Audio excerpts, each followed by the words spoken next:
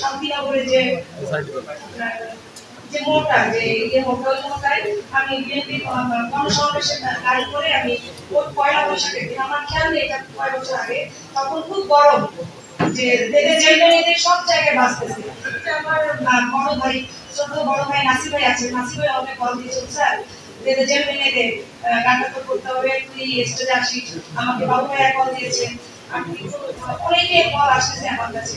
গীতিকার গাজী মাসুদ আলম স্যারও উনি একটা প্রয়াত আমাদের শ্রদ্ধেয় গায়িকা, তো শুভকার উনি আমাকে কল দিয়েছেন যে আমাকে ওই স্টেজে আসতে হবে, গাইতে হবে। তো আমি ওই স্টেজে ভয়ে ভয়ে আমার কাছে দোয়া নিয়ে মা যা মানে আমি যাই দেখি, আমি তো অনেকগুলো মিস করছি, অনেক জায়গাগুলো যেতে পারিনি। হয়তো সবারই ধারণা যে দেশটা স্বাধীন হবে না, কখনো হবে না, স্বৈরাচারীর হাতে আমাদের বন্দী থাকতে হবে, ঢিকি থাকতে হবে।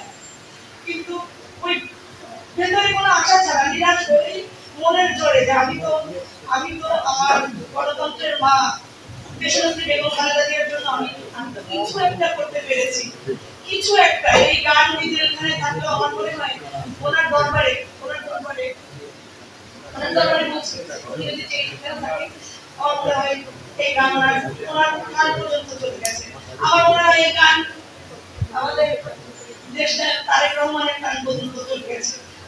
আমার মনে হয় এটা সারা বিশ্বে, যখন প্রবাস থেকে আমার কাছে কল এসেছে, বিভিন্ন মানুষ আবেগ জানিয়েছে, আপনি আমাদেরকে অনেক সাহসী একটা গান ধরে সাহস দেখিয়েছে, তখন আমার কাছে খুব আনন্দ লাগতো। সেই আনন্দ থেকে আমি সেই স্টেজে যাই।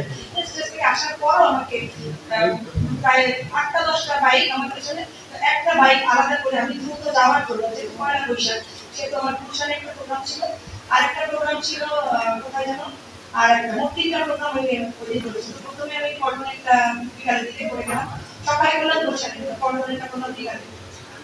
তো ওটা যখন আমি গাইলাম, গাওয়ার পরে আমি যাচ্ছি ভয় ভয়, বাবু ভাই কিন্তু মনে হয় তাড়াতাড়ি করে দাঁড়িয়ে দিল, মানে বের করে দিলে এভাবে যে তুই দ্রুত গিয়ে নিচে থেকে চলে যাও, পালাই যাওয়া হতো। হ্যাঁ, মানে কি বলে ওটা, স্টেজের চারিদিকে যে ইয়েটা থাকে পেছনে গ্রিন রুম থেকে, ওটা তুই দ্রুত গানটা গাওয়ার পর এক সেকেন্ড দেরি করে দিল। সবচেয়ে মজার ব্যাপার, আমি যখন জেল ভেঙে যে গানটা গাই, অনেকে জানে না এই শিল্পীটাকে। আজকে তো আপনাদের মাধ্যমে বাংলাদেশের বা বিশ্বে সবাই জানবে যে এই গানের কণ্ঠযোদ্ধা, আমি নিজেকে কণ্ঠযোদ্ধা দাবি করি। কেন দাবি করি? কণ্ঠ দিয়ে যুদ্ধ করেছি 6 বছর আগে, আর একটা যুদ্ধ চাই। তো এখন আমাকে এই গানটার জন্য